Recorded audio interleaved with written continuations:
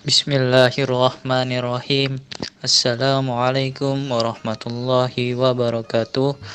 Perkenalkan, kami dari kelompok 2 yang beranggotakan saya sendiri, Ahmad Budianur, Anissa Nur Pujiati, Melda Azizah, dan Muhammad Hafiji akan mempresentasikan materi yang berjudul Kerajaan Demak dari mata kuliah Sejarah Kebudayaan Islam Lokal. Mohon disimak ya teman-teman. Jejak peradaban Kerajaan Demak. Demak adalah Kesultanan Islam pertama di Pulau Jawa. Kerajaan Demak didirikan oleh Sultan Fatah yang masih keturunan dari Majapahit.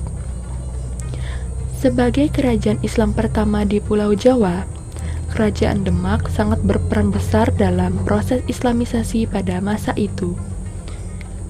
Demak berdiri pada saat itu lebih dikenal dengan Bintara atau Gelagahwangi. Raden Fatah bersama istrinya, Nyai Ageng Malaka, membuat pemukiman muslim di Bintara dengan mendirikan pondok pesantren pada tahun 1475 Masehi. Inilah cikal bakal Kerajaan Demak dan menjadi salah satu faktor keberhasilan para ulama dalam membumikan ajaran Islam di Nusantara. Pada masa pemerintahan Sultan Fatah, Demak berhasil memperluas pertanahan kerajaan, pengembangan Islam dan pengalamannya, serta penerapan musyawarah dan kerjasama antara ulama dan umaroh.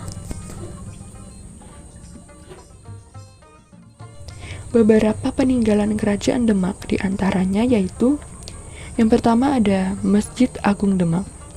Masjid ini didirikan pada abad ke-15 oleh Sultan Fatah bersama Wali Songo. Kedua, ada Pintu Bledek, dibuat oleh Ki Agung Selo pada tahun 1466 Masehi. Ketiga, Soko Guru. Soko Guru yaitu tiang yang diameternya mencapai 1 meter. Tiang tersebut berfungsi sebagai penyangga tegak kokohnya bangunan Masjid Demak. Keempat, ada beduk dan kentongan. Pada masa itu digunakan untuk memanggil masyarakat guna melakukan salat 5 waktu berjamaah. Kelima, ada situs kolam wudhu. Kolam wudhu ini dibuat bersamaan berdirinya bangunan Masjid Agung Demak. Lalu yang keenam yaitu maksurah, dinding berukir kaligrafi tulisan Arab yang menghiasi bangunan Masjid Agung Demak.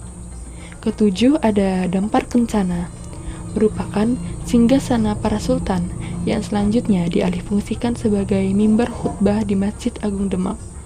Kedelapan, ada Piring Campa dan Gentongkong. Piring Cempaka yaitu piring pemberian seorang putri dari Campa yang tidak lain merupakan ibu dari Sultan Fatah. Penegakan hukum Islam di Kerajaan Demak. Para ulama dalam menyebarkan agama Islam di Indonesia memang mayoritas menggunakan pendekatan kompromis yang secara tidak langsung telah membuat pembauran antara hukum Islam dengan adat dan kepercayaan masyarakat yang telah ada sebelum Islam datang. Terdapat 2 naskah Undang-Undang Resmi Kerajaan Demak. Yang pertama, naskah Serat Angger Suryangalam, dan yang kedua, Serat Suryangalam. Serat Angger Suryangalam berisi tata hukum Islam, sedangkan Serat Suryangalam berisi peraturan-peraturan yang bercampur dengan nasihat-nasihat serta ajaran-ajaran Islam.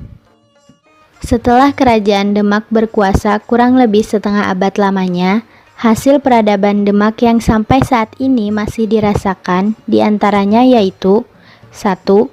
Perundang-undangan Kerajaan Demak yang dihimpun dalam Salokantara, di mana mengatur tentang hukum pidana Islam dan hukum perdata Islam.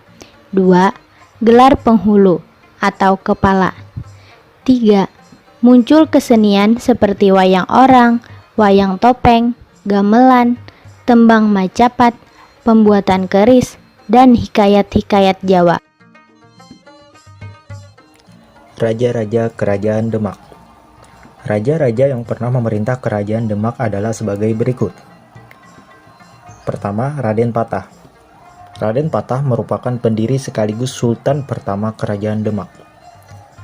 Kedua, Adipati Unus. Setelah Raden Patah wafat, tahta Kerajaan Demak dipegang oleh Adipati Unus yang merupakan putra sulung dari Raden Patah.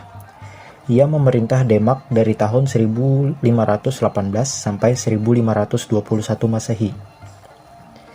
Ketiga, Sultan Trenggana. Sultan Trenggana memerintah Demak dari tahun 1521 sampai 1546 Masehi. Di bawah pemerintahannya, Kerajaan Demak mencapai masa kejayaan. Peristiwa penting Kerajaan Demak. Kerajaan Demak pernah mengalami perang saudara yang mana berawal dari meninggalnya anak sulung dari Raden Patah, yaitu Adipati Unus. Hal ini menyebabkan terjadinya perebutan kekuasaan antara anak-anak dari Raden Patah, yaitu Sultan Trenggana dan Pangeran Sedalepin.